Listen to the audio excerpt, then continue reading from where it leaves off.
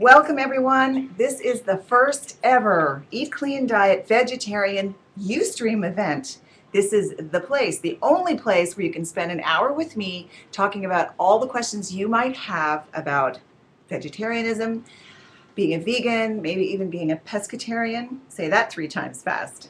I'm really excited to be here with you. Please remember to tweet hashtag Tosca Reno Live to give us all your questions. We have my daughter Chelsea here, who's my runner. She's going to get me all those important questions I want to answer, and I'll introduce you to the rest of the team. But I wanted to do a little shout out and thanks to Paula Abdul, who's been tweeting my event. Thank you, Paula. I know you have an incredibly busy day today. I wish you well. You're such a successful woman. I admire you very much. Thank you for all your support and an answer to your question about how we're doing after Bob's passing. We are getting through. We are getting stronger and closer as a family, and we are here to stay. But you're very kind to ask, and I love you for it. Have a great one, Paula. Now, on to the business end of things. Couldn't resist. Okay. This is the part where I have to put my glasses on too, just for a second, okay? On Facebook and Twitter, we're going to be giving away 5 Eat Clean Diet grocery bags. Those are the ones that when you're in the grocery store, people go, "What's that? I want one." 4 of my autographed images, 3 copies of the Eat Clean Diet Vegetarian Cookbook, and 1 Breville juicer. I've been juicing a ton. I love it. We're going to be doing that throughout the chat event, and we'll be choosing winners at random. We will notify you by a member of my team after the event has ended. Now, on UStream only, we have a special bonus prize. 2 pairs of Skechers Canada running shoes to give away. I actually work out in the Skechers shoes. I love them for the extra lift they give to my tush. You all know I like the butt, right? All right, if you didn't manage to get a prize, don't worry about it. You can log on and check out our sites, eatcleandiet.com or toscareno.com. We always have something for you, don't worry. All right, quickly, let me just introduce my team members. I'm here with Kirsten Cordetti, who's my daughter, and she's moderating our UStream event. My senior editor, Amy, and my editorial assistant, Brittany, who's moderating Twitter chat. My administrative assistant, Jeannie, who's moderating Facebook chat, and my online editor, Meredith, who's helping to facilitate. If you have any issues with her at all throughout the course of the astounding event we're about to embark on, just give her an email at mbarrett@rkpubs.com. She'll help you out. Better her than me, because I don't know what to do. And as I mentioned, Chelsea Kennedy is my runner, so when you have questions, I'm answering. All right, are we ready to get started? I am. One of the first questions I get quite a bit is, how, as a vegetarian, am I going to get enough complete protein? Well, maybe the question is more specific to vegans. And I know that's always difficult because right away you're sort of not eating an entire food group, which is meat. But rest assured, you can still build a muscular, healthy, and lean physique by eating vegan protein. And a lot of it comes from things like soy or quinoa. You know, I love quinoa. I started talking about quinoa years ago. I think I should have put stock in the stuff because now quinoa is everywhere. I had quinoa granola for breakfast this morning, if you can believe it. And I also eat a lot of hemp, soy products. I love tofu. I love the fermented soy products like tempeh. And then there's also spirulina, which is a blue-green algae that's loaded with protein. So I feel like there's a lot of ways to go. And if I have skipped anything, don't worry, because my new baby, the Eat Clean Diet Vegetarian Cookbook, has all the answers. See all this? That means I've used my book. I read it. I use it. I love it. All right. All right. Next question. This comes from, I believe it's CWN Fitness, Tosca. Am I a vegetarian now? Well, no. I'll tell you the truth. I'm not a vegetarian. I love vegetables, though, and I pretty much eat 3 or 4 servings of vegetables for every 1 serving of protein. That's several times throughout the day. I'm careful about my sources of protein, though, when I do eat things like beef or fish or whatever. Cover your ears if you can't stand what I'm saying. But for example, near where I live, I was able last year to put an offer in on a part of a cow, and I watched as the cow was fed on grass and only artesian water, and the whole process was very humane. So no, I'm not a vegetarian. I call myself a flexitarian. How does that work for you? All right. I also have a question here. One that comes up quite a bit is, can you get enough iron on a vegetarian diet? Iron is very important because it's not just the iron alone, it's how the iron is absorbed into your body. So you can get all kinds of iron, but if your body isn't able to absorb it, it doesn't help. So depend on things like tofu, leafy greens, raisins, pumpkins, lentils, figs, dates, and then ask broccoli to step in, your vegetable that has loads of vitamin C, because vitamin C helps iron bind in the body. Okay. Some people also have a little problem with not being able to actually bind iron, and it's just the way their blood is made, but your doctor can help you solve that problem. Okay. Iron's very important for us ladies, right? All right, these questions are great. Is everybody having a good time? I hope so. Somebody do a shout out. I'm having fun. I'm having fun. Woo! I got on my there they are. I got on my little mini trampoline, you know, my cellulite buster, and did a few minutes of bouncing to get myself creative and energized before talking here. If you don't know already, I absolutely love the mini trampoline. As my 50-something butt gets older, I feel like I have to just push harder to keep it lean and dimple free. Nobody likes a dimply butt. All right, I have a really good question here from, I believe it says Rusty Shiba. Forgive me if I get some of the pronunciations wrong. So the question is, how will this affect us meat eaters when we switch to a vegan diet during or after menopause? Wow, that's a specific question. My big concern always with women particularly, no matter what phase of their reproductive cycle they're in, whether they're teenagers, whether they're actually having children or post-children altogether, is that we need protein and fat to build hormones. So vegetarians always have problems getting enough protein, and we're always a little squeamish on fat too, but you need them both in order to sail through your menopausal years.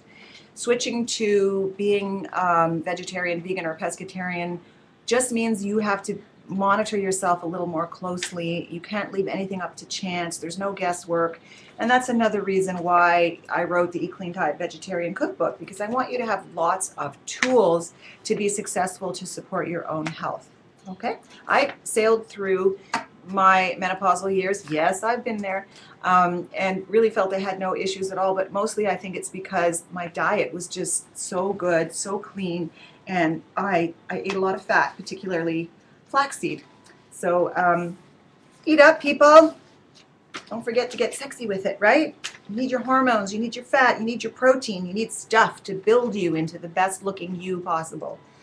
Now, somebody also asked me, this is going to be fun, little party coming up here. Yeah! All right. The party is, what's in my lunch pail? All right, well, here we go. I hope you can see this. I know it might not look real pretty, but those are tofu meatballs, which are spectacular. Well, I'm watering at the mouth already. Spectacular. And I've got rapini here. So I've got my protein and my greens. Don't forget, greens give you, your fibers. They give you your enzymes, live enzymes. They give you omega-3 fatty acids. So that looks like nutrition. It is nutrition, but it tastes fabulous, completely vegan. Oh yeah, protein snacks. Where am I going to get a protein snack from? Ta-da! Apple. But it's not complete unless I partner it with nuts, right? So I have some raw, unsalted nuts here. I'm careful about nuts because often they can be tainted with lots of chemicals to get them bleached and all the rest of it. Please choose raw organic nuts. No salt, no barbecue spices, no honey, no none of that, all right? Partner the nuts along with the apple for carbohydrate. If you don't like nuts, do nut butter. But remember, too much of a good thing is too much of a good thing, right? I was guilty of this myself. Take the lid off the peanut butter jar and just start scooping away and never stopping. You got to put the lid on it. 2 tablespoons of nut butter, 1 beautiful apple. 1 beautiful apple right there. Getting hungry? And I also have some I do have some boiled eggs. I told you I wasn't a vegetarian, but egg whites are a great source of protein, as you know, almost perfect.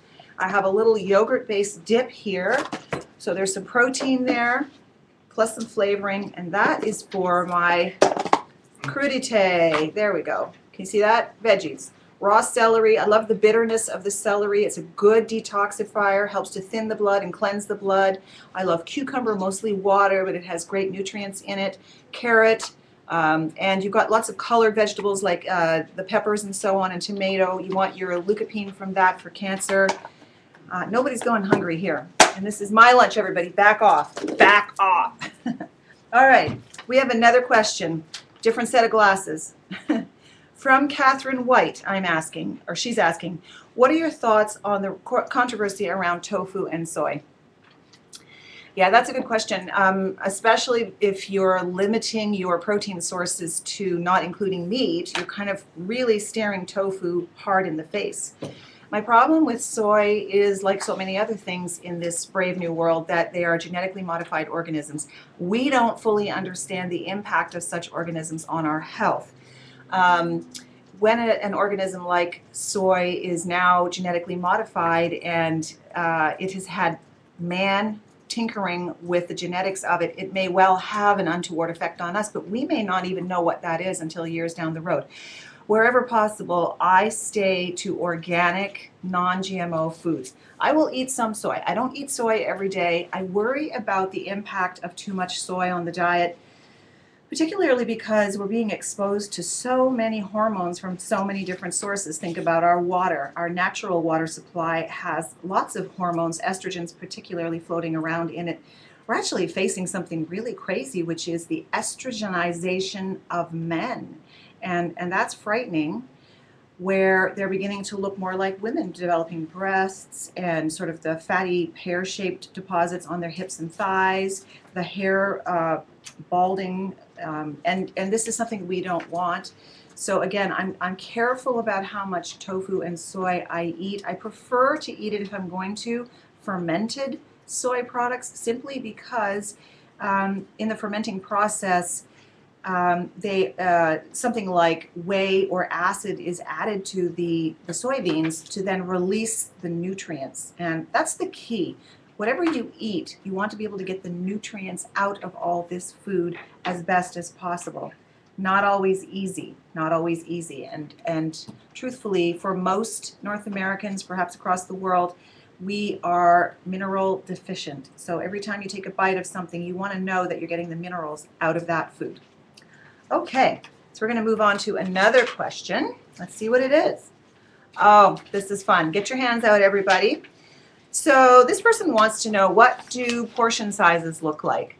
Well, if you've been following along in the Eat Clean Diet series of books, one of the things I've advocated is using your hands. There, whoops, there we are. There's my hands. I have big hands, sorry about that. Anyway, I should have been a basketball player. But the point about using your hands is these can help us decide what our quantities are. Do not depend on the server. Do not depend on Grandma Jones for giving you the right amount of mac and cheese on your plate. Not going to happen. We don't have any idea what the correct portion size or serving size is. So a serving is really the amount of food that you should be eating in that food group for that meal. This is important to understand. You can use your hands. For example, put your one hand out like this, and whatever fits in that ball there, almost like a tennis ball, that cup, that is the amount of complex carbohydrate from starchy carbs like rice or whole grains. So just that is not a lot. And by the way, that means pasta too. So when I do that, people just think, are you kidding? I mean, most of us eat platefuls of pasta like this. Okay, so back to this, your pasta, your starchy carbs, about one fist, like that, 1 cup in your hand. If you're eating leafy greens, and I advocate that quite a bit from salads and so on, you want 2 open hands like this. Can you see my open hands? There you go. 2 open hands like this, and I like that loaded up with lots of leafy greens, lots of texture. You want things like spinach, you want things like kale, you want radicchio, you want endive. Throw some chopped fresh herbs in there too. I love basil leaves, dill, I love fennel, I love just about anything, and make it all green and full of texture. It's about 2 cups of leafy greens. Throw some things like your chopped crudité in there. I even throw some, oh, can you see the crudité? Here we go, the crudité, or I put some nuts in there or some cranberries or blueberries. And then you can put some, hey, tofu balls on your salad. I'm not very good with the directions here. Chop some of those up on your salad, 2 cups. Denser vegetables like beets or asparagus, you want a handful like this. So that's your hand. And that's about right for that. And then protein should be the size of the palm of your hand, a serving that should fit right in there, okay? And each of us have hands that are suited to our own body, so that'll be the right amount of food tailored perfectly for you. If you have any questions about that, you can always go online or go to any one of my books. We can push to the websites, toscareno.com or eatcleandiet.com. We're here to help you out. We wrote the books, but we didn't walk away. We stayed. We're here. We are building a grassroots movement to teach everyone how to eat clean, and it's going to happen. And it's starting here today, and it's going to finish years into the future when we're all finally healthy. I guarantee it. All right. Here comes a question from Catherine White. Whoops, we answered that one. Let's see. We need a new question. Here we go. This is a Skype user who asked, how will you get enough calcium if you're a vegan? Well, the good news is that calcium comes from many, many sources of food, not just a cow. Actually, there's lots more calcium in a serving of quinoa than there is in milk. And it's readily accessible, readily digestible. There's also calcium in a lot of your leafy green spinach. So there's never, all the leafy greens actually have lots of calcium in it. The real question is, most North Americans have plenty of calcium in their diet, it's just we can't absorb the calcium. Now, why is that? Because there are numerous factors that we need present in the body to help us absorb the calcium. Things like hormones, hydration, fats, other minerals, vitamins. So it's important to have a well-rounded, clean diet, not just heavy calcium or heavy C or heavy D or B. You need everything together in its whole nutrient-dense form to make you well-fed. Great question. And calcium gives us nice, strong bones and teeth, right? Good. All right, now we have a question from Trainer Rash. Is hemp protein a good source of protein? Well, I sure hope so, because I've been eating a lot of it. In fact, some of my breakfasts include just making myself that 2-cup green salad with spinach and so on. And what I'll do is I'll put 4 or 5 tablespoons of hemp seed on my salad, a little bit of dressing. My favorite dressing is something like, I love pumpkin seed oil or olive oil, good quality olive oil, a little bit of balsamic vinegar, some chopped tomato, and that can be breakfast. And the hemp is amazing because it has those omega-3 fatty acids that are so essential for your heart. Your heart loves fat. It needs really good fat to operate. And your brain loves fat. Your brain is, 85% fat. So without those fats, you don't function very well. Don't be scared of them. And hemp is an excellent source of protein, particularly if you are a vegan, vegetarian, or pescatarian. And we grow a lot of hemp in Canada. It's good stuff. Okay, and here's another question from Heather Spivey. Is quinoa a complex carb or a protein? Well, I get that a lot. I use it as a protein source, particularly if you're a vegetarian or a vegan or a pescatarian. Why you want to look at it as a protein is because it is absolutely rich and dense with easily digestible protein. It's a complete protein.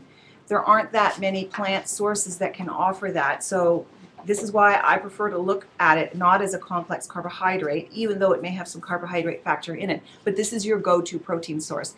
Then you would look at your whatever your additional things are as your complex carbohydrate. Those are your fruits and your vegetables, and I really push leafy greens. And then other complex carbohydrates would be things like your grains, your whole grains. But I highly recommend soaking any of your grains. I'm going a little off tangent here, Heather, sorry about that, but why I recommend soaking grains is because we need to release the nutrients out of the grains. It's very difficult for the human body to be able to take nutrients, particularly minerals and vitamins, out of a tightly packed nut, seed, or grain, because nature designed these plants to have protective coating. We want to release the nutrients and then have them readily digestible in you and me. That way you keep up your nutrient value, your health, your immunity, your strength, and you become an eat clean machine. Time for a little party break. Is everybody having fun? Let's hear some clapping. Do we have any stats? Are we getting some really great numbers out there? I think there's tons of you listening. I wish I could sort of look out there and see the map, and I know Paula's listening. The questions are fantastic, though. Thanks for chiming in. There we go. Back to business, right? All right, now I have at Tortor2, and the question is, some protein sources come from healthy fats. I'm worried I'll be eating too much healthy fat to get my protein. How can I prevent this? Wow. It's true that any one food has some protein, some fat, some carbohydrate. How we view them as particularly protein producing or carbohydrate producing is mostly what the ratio is. So the higher the protein content, for example, of whatever food it is, the more it's considered a protein. Inherently, some of them have more of a fat content. But I'm going to tell you a little story, because I think stories help us learn lessons. Eggs are packaged perfectly. They are the perfect source of protein, because there's protein in the egg white and then the fat is in the yolk. Why did Mother Nature pack them that way? Well, yes, they are to provide nutrition, among many other things. You cannot absorb the protein in the egg whites unless you're also eating the fat. It's very difficult for people to understand that. So I myself, when I'm making my hard-boiled eggs or my egg white omelets, they're not completely white, okay? I will always do 2 or 3 hard egg whites, and then I will have 1 yolk. Or when I'm making a scrambled egg, I'll do 3 or 4 whites, 1 yolk. We need the fats as well. It won't be the predominant feature. I don't know what food you're referring to where it's predominantly high in fat. For example, hemp seeds, actually, there's a lot of protein there, but you need that fat also. So you're looking to get about 18% for, and again, these are just loose numbers, but I don't know, 18 to 20% fat in your diet. Then you need about 40% carbohydrate, and then the remainder is protein. It's not, we're all freaked out about the word fat, and we think we shouldn't eat it, and it's too much, and it's too much. But listen, without fat, you don't have an immune system, you don't have hormones, you don't have a sense of humor, your brain can't function, you don't even have a metabolism. So myself, I like fat. What can I say? Not on my body. Here. All right, that's a great question. Boy, everybody's really thinking about these things, right? I love it. Okay, we need some questions here. Let's see where I'm going to get to. All right. Someone asks, can you sustain muscle mass on a vegetarian or a vegan diet? Well, the truth is there are a lot of successful vegan or vegetarian bodybuilders. We do feature them in Oxygen magazine, so if you're looking for good training resources, don't forget to go check that out.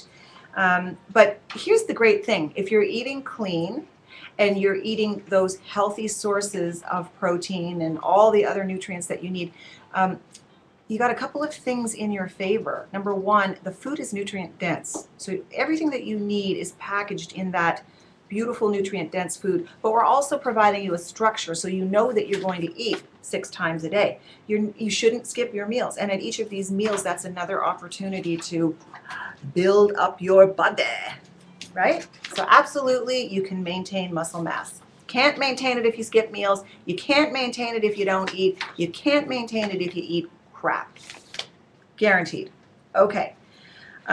Somebody also asks, why is there a pescatarian section in the vegetarian cookbook? Well, it's a good question, but some of us actually still do eat a little bit of protein, and I think the idea behind pescatarianism is that fish tends to eat plants in order to survive, so you're not feeling as if it's a inhumane way of, I guess, eating this kind of protein source.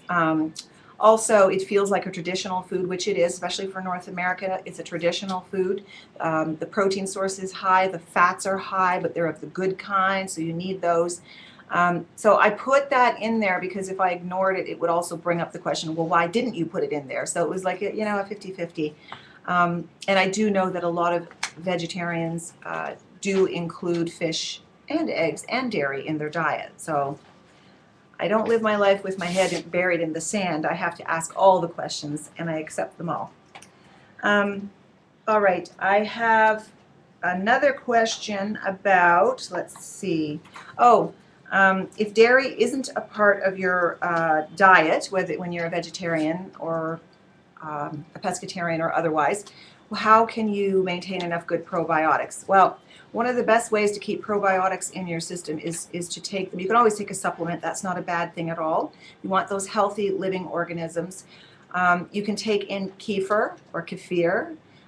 You don't have to do that with a dairy-based food. You can do it, I mean, often you see it that way, but you can also do it in liquid. So you can make kefir-based drinks. And that has tons of beautiful organisms that you can put inside your gut, basically, to replenish the organisms, the healthy living flora in your gut. Did you know at any one time, all of us have about 4 pounds of healthy bacteria in our guts? Yeah, that's a lot. And if you don't have them, you will feel it. You'll be gassy, bloated, uncomfortable, distended, irregular. You'll bite your coworker's head off. I know people that don't even eliminate their bowels more than once or twice a week. Ladies and gents, let's try to up it to 2 or 3 times a day. Probiotics will help you. Also from the gut comes your immune system. It's actually those little bacteria in your gut that help us keep our immune system strong. So look for your friendly bacteria in places like kefir. If you eat yogurt or dairy, you can find it there also, or you can just get a supplemental probiotic. All right. Whew. How everybody doing? Taking a break? Having a drink of water? All right, here we go. This is from, I think it's HM Delph. I'm a newbie. What is the best advice you can give a sweet hoarder and an overeater? First of all, I'm going to clap. Welcome. Welcome to clean eating, eating clean, the lifestyle that guarantees you to lose weight and feel great for the rest of your life. Notice I said lifestyle, not gimmick, not trend, not fad, not short-term weight loss. I myself was a 204-pound overweight housewife. I don't have a before picture here somewhere, but I was big. And I changed my life around 13 years ago by learning to eat clean, and I feel fantastic. So how you begin is how you begin with anything, which is baby steps. I would, if I were you, identify where your trigger foods live in your house. I once knew a person who went to bed every night with a tray of brownies underneath their bed, and they were gone every morning. So we know where she was hoarding her sweets. I think you have to have a long, hard look at yourself and ask yourself, if I'm going to do this change, why am I doing it? What's motivating me this time? What am I going to do differently that I haven't done before? Well, identify where the trigger foods are and what they are. Next stage, get them right out of your house. I know that seems difficult, but you have to almost purge, well, you do. You have to purge your cabinets, your drawers, your, I don't know, fridges, your under your bed, wherever you hide food. And you know what? A lot of us hide food. So it's not something that's unusual. It's very common. And once you begin to do that, identify those foods, get rid of them, then you begin to introduce maybe one food at a time that can be your candy. This lovely apple, fun apple. You'll be surprised at how the palate reawakens, and you will have detoxed yourself of all this so-called food. I call it frankenfood or anti-foods or dead foods. And once you don't eat the packaged processed foods anymore and you begin to eat these normal, natural, nutrient-dense foods, you reawaken your palate. You taste sweet, like the sweetness of an apple, the way you never have before. The sweetness in milk that's there. It's, believe it or not, it's there. even the sweetness in things like Brussels sprouts when you roast them, or caramelized onions. I mean, these become taste sensations that you wonder why you were doing without them for so long. But I would say, set your goal. Look at yourself in the mirror and say, HM Delph, today is the day. I am going to get rid of, fill in the blanks. I am going to buy clean food, whatever your substitute is, and begin today. And guess what? All of us are going to be here to help you get through this. And you can always come back to our kitchen table on the Eat Clean Diet, or go to the blog at toscareno.com, and we will continue to help you with your questions. We are here for you. And I applaud you very loudly for joining us, and we welcome you. Good job. Okay, the questions are just pouring in. Yay! We've been at this for 30 minutes. This is fun. Woo! All right. Yay! All right. Sandra is asking a question. Sandra DML, a question dear to my heart. Wondering about the rebounder and how long should I do it for? Okay, so if you've been following along a little bit with me, I've been doing the rebounder because I love it. It is a fantastic way to, well, look at, things have been really crummy for us around our house lately, and it's hard to feel sad when you're on the rebounder. I do it because it sort of gets me out of whatever funk I'm in, but I also love how it's reshaping my body. Again, I'm going to be 53 in a couple of days, and it's, you know, you're going to use every trick you can to get that body tight. So I get up on the rebounder and I do it. I like to do it every day, but I would say a minimum of 3 days a week, 15 minutes each time. Put the crazy music on. Don't forget to move your arms, your legs, move your hips, your butt, your thighs, move your feet. Really get into it. It's like a, you know, put a 1980s tune on and go crazy. One of Jane Fonda's fitness tapes or something, and enjoy it. And watch what happens. Because if you went on there with a, you know, oh, I'm so sad, I feel so sorry for myself face, you get on that trampoline and you realize, hey, this is fun. And everybody's laughing and clapping, and at home what we're doing right now with the girls is, with my daughters, is we're doing circuits, so circuit training together. And we always have the mini trampoline at the end of the circuit because it's the reset button for us if we have to make up time or whatever it is. And we jump and we jump and we jump, or you can jump in between each exercise that you're doing, whatever body part you're working. And listen, you get a sweat on, okay? But the great thing about the mini tramp is it's a brilliant detoxifier. We have a system in our bodies called the lymph system. And unlike the blood circulation system, which has a heart that pumps the blood, boom, boom, boom, we need the lymph system to be operated by what? None other than our skeletal muscles. And the skeletal muscles, actually, when we contract and release through jumping, are what squeezes lymph. If you don't move, that doesn't happen. Get off the couch. Get up, jump, skip, run, play, do whatever. But the lymph then moves around, and partly the reason why we get that cottage cheese nonsense on the back of our little old booties is because we're kind of sitting on them. So when we move and jump on the rebounder, the lymph system is actually kicked into high gear, so the muscles are squeezing and circulating, and the lymph is your river of waste. River of waste. Think of it that way, river of waste. Get rid of all the junk. Move it out of the body. Trust me, you're going to love this, okay? Nobody paid me to say that. I just really enjoy it a lot. And you will too. Part of the party. Okay. So, oh, this is a fun question. All right, everybody come on over. Everybody wants to see the whole team behind me. It's really hot over here, let me tell you. Woo! So here we come. Here we come, here we come. Everybody's going to say hello. All right, I want all of you behind the cameras to say hello to me too. Okay, so here we go. I'm going to just call out some names. Can you see us? Oh, there we are. See? So this is me. Meredith, shake your hand, shake your hand. I think I see Kirsten. Kirsten, put your face in the camera. Hi, Kirsten! Chelsea! Yeah, Amy, look at that pretty face. There she is. And there's Jeannie. Hey, girl. Oh, move my head. There. There's Jeannie. And Brittany. And did I call Meredith? Meredith. Yes, you did. I'm right. And Manu. Manu! Our camera. Oh, Manu is a heartbreaker. We're all crushing on Manu.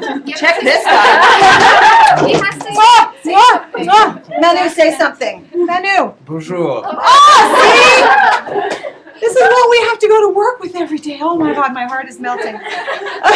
Do you know Manu is a little romantic? Can I share a story? Manu is from France, and he moved here to North America to be with his woman. Oh my God, romance. Love it. Love it. Okay.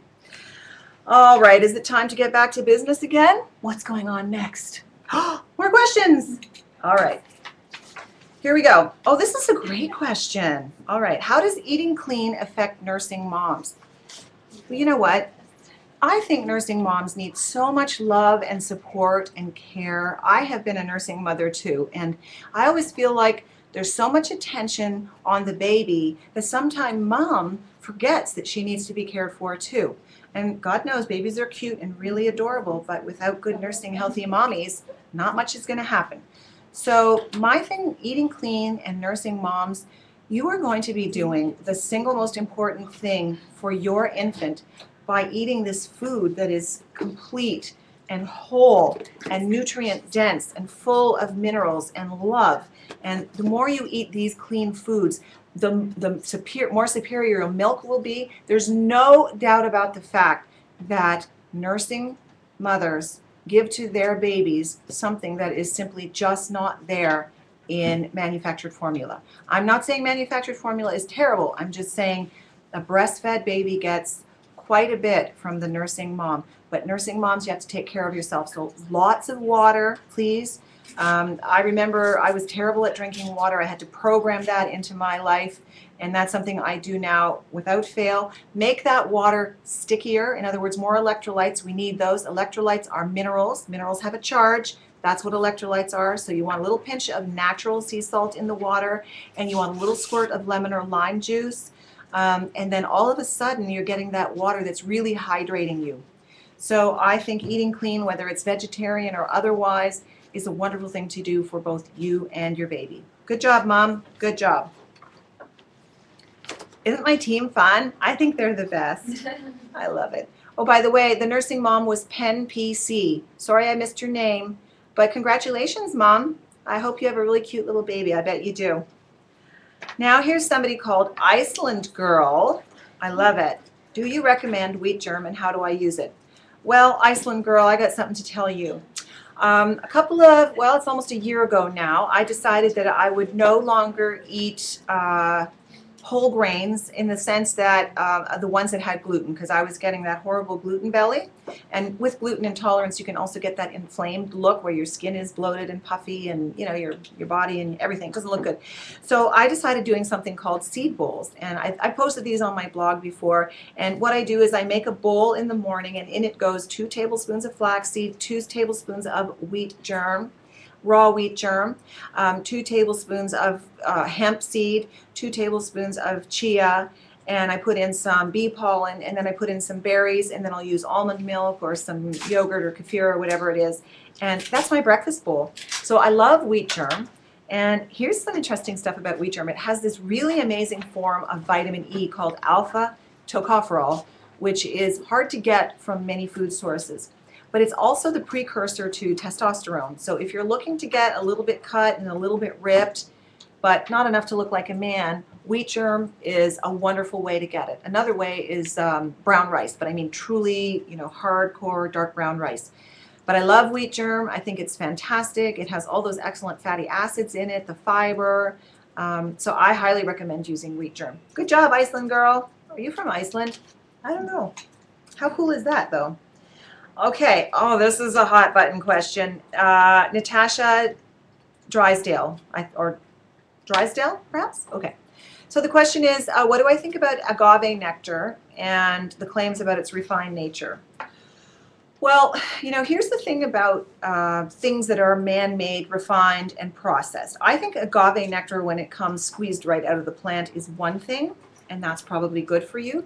But in most cases, and sometimes it's hard to tell which, agave nectar is highly, heavily refined. What does that mean? It means that it's taken out of the plant, it's boiled, it's bleached, it's chemicalized, it's processed, so it's not coming to you in a pure form. And I feel as if the agave nectar isn't what it used to be, as in so many foods, right? So although it's one of those, looks like it's good foods on the outside, it's probably not what we think it is. So I always recommend instead using things like there's coconut sugar, there's banana powder, which is a sweet alternative, there's palm sugar, or you can use honey. I happen to love Stella Zen's Pure Sweet Honey, which is a beautiful honey that comes from the prairies of Canada. It's all organic, it's raw, it's unpasteurized, and I take a spoonful of that after I've had a really heavy workout or a busy day, or I've been in the garden, you know, being the human rototiller. And it totally regenerates me. I was going to say regenerizes, close, right?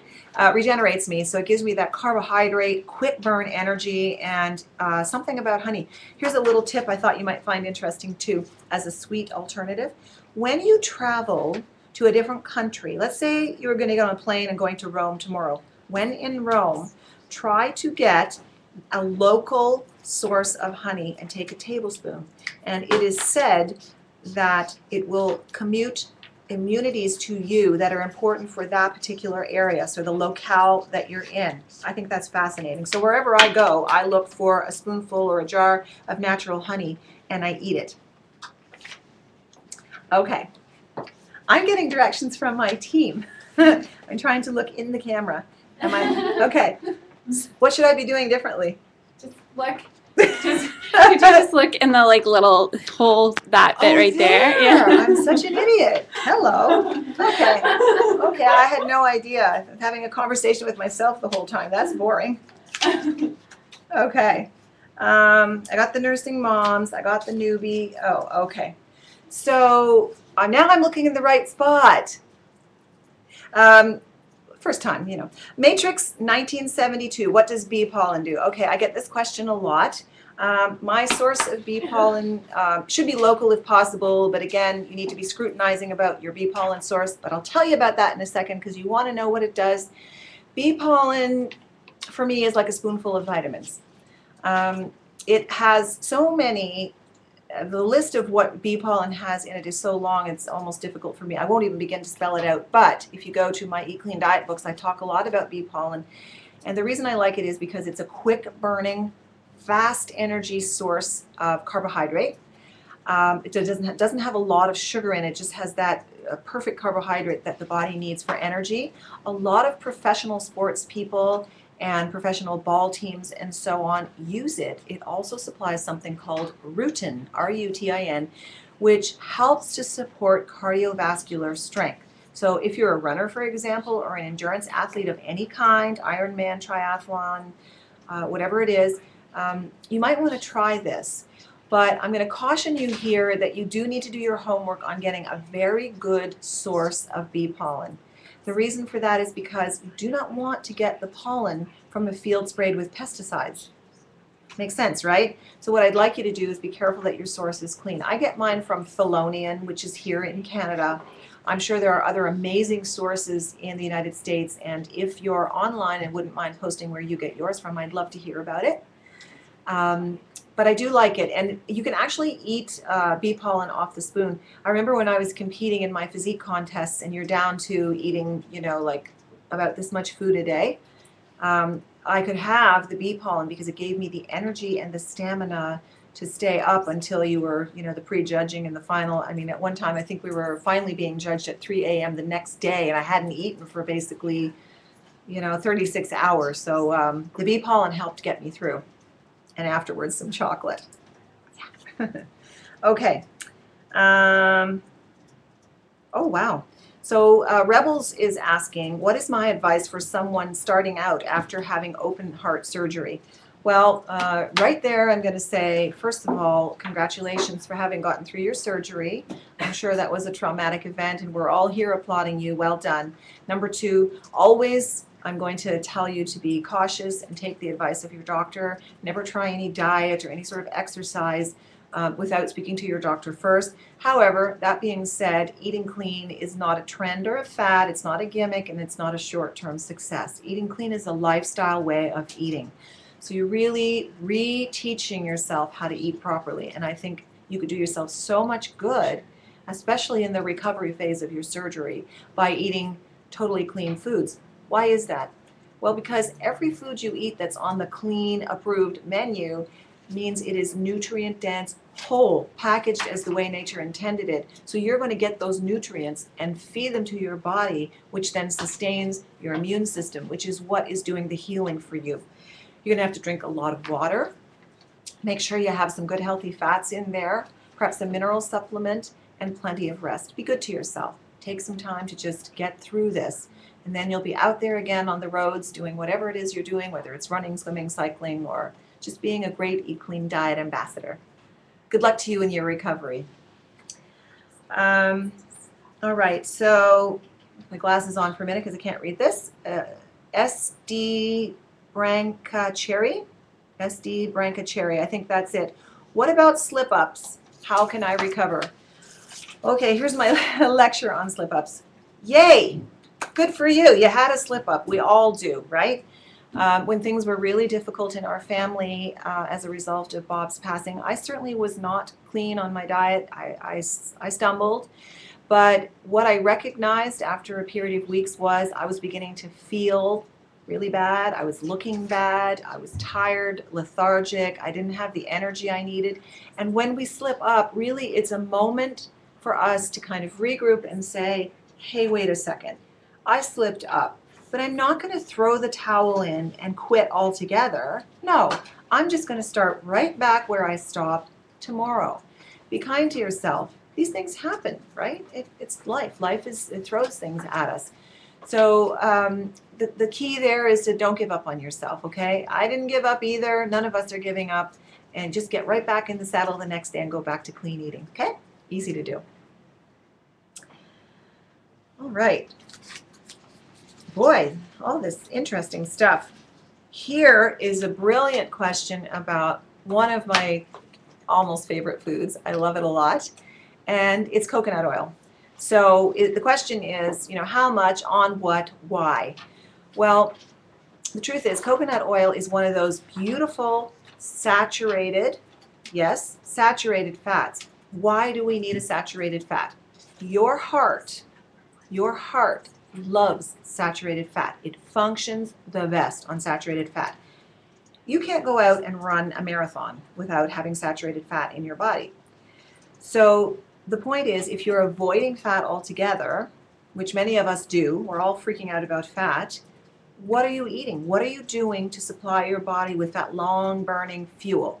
It's not going to come from where you think. Eating fake fats, eating fat-reduced foods, eating sugar-reduced foods, those so-called diet foods, really is another way of saying, well, if it tastes good, it's full of sugar. Guess what? You're just going to get fat. I'd rather have you eat the solid, nutritious, nutrient-dense fat. Coconut oil is one of those fats. Most fats are 9 calories per gram, whereas coconut oil is 6 calories per gram.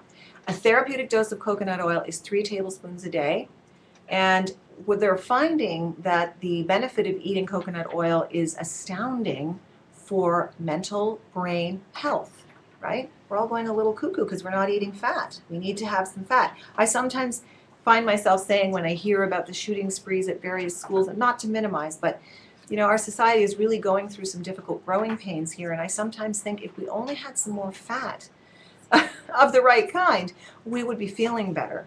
And we are just so freaked out about the word fat. And it's no surprise that we started cutting away natural sources of saturated fat, I'm going to say about 60 or 70 years ago. And what is the #1 killer today? Heart disease, because we're not eating fat. Well, that doesn't make sense. So I'd like you to eat some coconut oil. You can eat it off the spoon. You can put it in your smoothies, blend it up in your blender. You can put it on toast. You can put it on your morning cereal. You can put it on your skin. You can condition your hair with it. And for those of you who are brave enough, you can use it as a personal lubricant. Yep, I went there. It's delicious. Tastes like Brazil. Everybody here is laughing. It's a personal service message for you. Yeah. And we all need to be doing more of that too, right? That's what we're all about. Humans are sexual. Okay. So here comes a question about what to eat pre and post workout. It's really important actually to think carefully about what you're doing to nourish yourself before you work out and after. It's not just a casual thing where you run out the door and you're going to go and, you know, climb a mountain or something. You have to think about how you're going to fuel yourself, and then you're going to think about how you're going to rebuild yourself. So before you work out, one thing I like to do is very simply, oh, I ate my banana. Well, that's because it's before my workout. So I like to do a banana with some yogurt, or a banana with a little bit of peanut butter on it or something like that. That gives me lots of energy. But I like to do that about 30 minutes before I work out. Post-workout, the thing is, you've just broken down, I don't know, trillions of muscle fibers. That's what working out does. And you've got a lot of byproducts in your system. So what you want to do is now rebuild. And you have this beautiful window of opportunity, maybe 30 minutes to an hour, that's ideal, to really pump the muscle cells full of nutrients to help rebuild themselves. Imagine your muscle cell, your bicep here. This is my bicep. And it looks like a chicken breast three-dimensionally. And on that chicken breast / bicep are sitting little receptors that are open like this right after a workout. And they're going, feed me, feed me, feed me, feed me. Within 3 hours of the workout, those receptors are closed. There's nothing going in that muscle anymore. You want those receptors to be fed really ideally in the first 30 to 60 minutes. What's going in there? You need protein. That's going to rebuild those muscle cells, but you need the carrier. What's the carrier? Glucose. Muscles love glucose. What's glucose? That's found in a banana. It's found in an apple. It's found in fruit, frozen fruit of all kind. You can also get some specific amino acids that will help you heal quicker. That's called, my compounded formula is TAG, taurine, arginine, and glutamine. That's specific for repair. It really does hasten the repair process, recovery process, so you can go back at it again real hard the next day. But truthfully, you could probably eat a chocolate cheesecake in the first 30 minutes after you work out, and it would just go right into those muscles like crazy. But what you want is that good, nutrient-dense food. So I'm hoping to see some really good muscles pretty darn soon with all that great information coming up, right? Okay. I also, while I have a moment, have a message for you. Anybody who's in the Toronto area, or maybe I know people who are traveling in from the United States. Guess what? We're going to be at the Toronto Pro Show. I'm going to be there all weekend, June 1, 2, and 3. I'm going to be live on the edge with Daryl and the boys on June 1st. It's always a blast. I don't know, we get there for 7 in the morning, and I think we're going to party on with some pretty tight physiques in the little radio room there. So I'm really looking forward to that with Daryl and the boys and Dean, and it's going to be a lot of fun. So please come out, and we're going to do a reception for Robert on the Friday evening just to honor him and his contributions to the world of physique and bodybuilding, and particularly I think to the world of women, because all of us are still mourning, at least so I hear.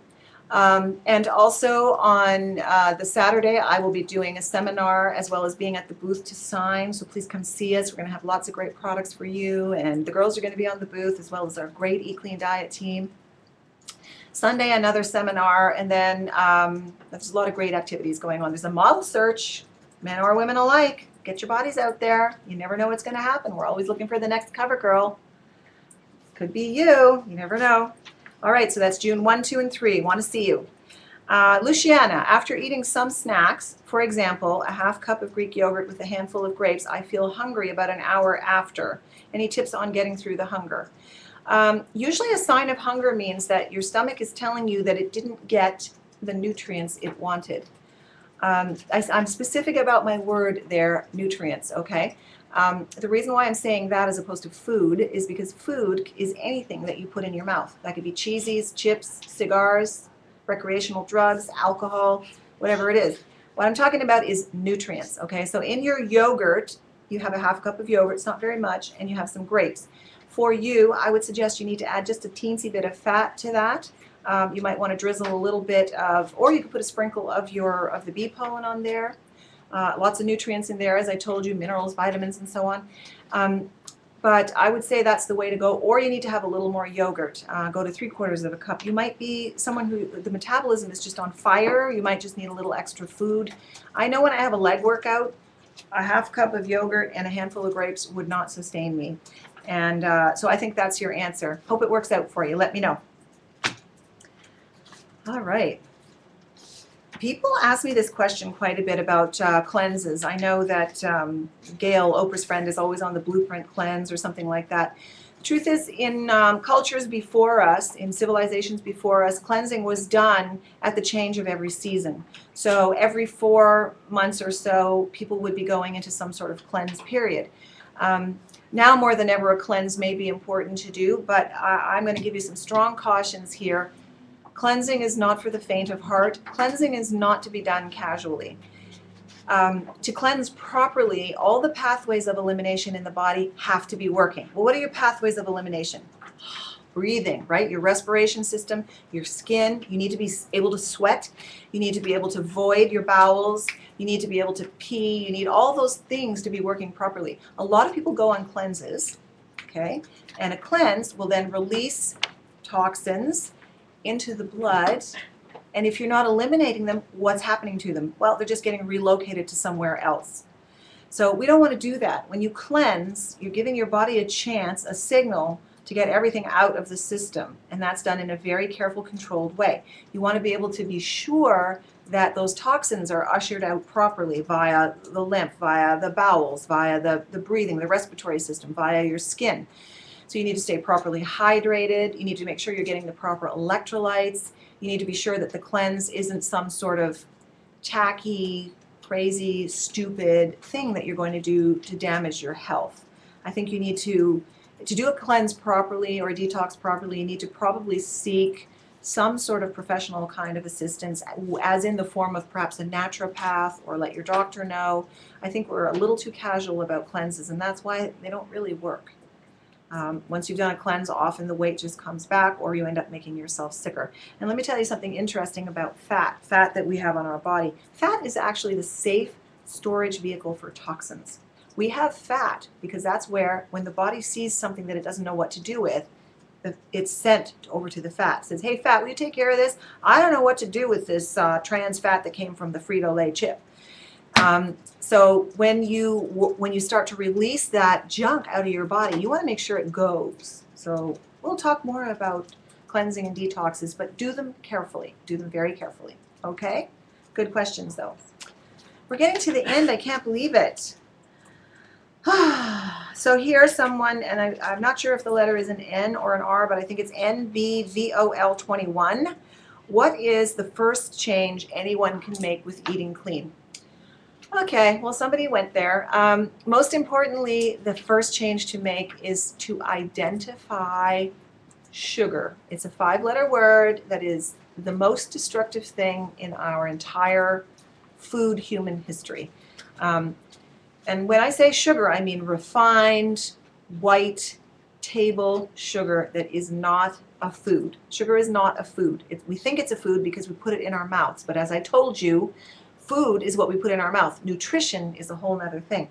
You want what goes in your mouth to be nutritional. It wants to contribute to building you into being the best, strongest, healthiest person. So I would say begin there. So where does sugar live in your house? What are you eating today? Did you have a Starbucks latte? Was there syrup on that? Was it, did you have a half-sweet vanilla something or other? All of these manufactured sugars, all of this sugar that lives in your food, sugars in ketchup, sugars in cigarettes if you smoke, 4 teaspoons of sugar in a cigarette. How much is in a can of Coke? Even Diet Coke. I'm not poo-pooing Coke, I'm just saying there's a lot of sugar in that stuff. And even alternative sweeteners are dangerous because in the body's attempt to remove anything like sugar or fake sugar out of the body, it will actually take vital nutrients from your skeletal system and your organs. That's body breaking, not body building. Okay, we want to go up, not down. So I always begin there. Next step is plenty of water. I already told you, make your water wetter with a little bit of pinch of unrefined sea salt, squirt of lemon juice. Get up to 3 liters of water a day. Lots of water. We're all of us. Number 1 sign of dehydration, number 1 nutritional deficiency, sorry, is dehydration. So you want to keep that up. And number 3, move. The human body, it came with arms and it came with legs and feet. We need to move that body. I don't care if you're dancing, rolling on the floor, jumping on the rebounder, running, swimming, lifting weights. I don't care if you're walking. I have known people who would get in their car, reverse down the driveway, get the mail, go back up the driveway, and get in the house. Come on, people. Move it. Move it. Love it. Feel the liberation and the joy of having a healthy, beautiful, clean physique, powered by eating clean. I think you guys are all the best. Phenomenal. We're going to do this again. I love this event, and I want to hear what you think. So chime in. Thank you, everyone, for coordinating. Thank you, everyone, for listening. Thank you again to Paula Abdul. Thank you to my team. I love you all. Here's to the most stellar, amazing health, and I'll see you at the Toronto Pro Show. Lots of love.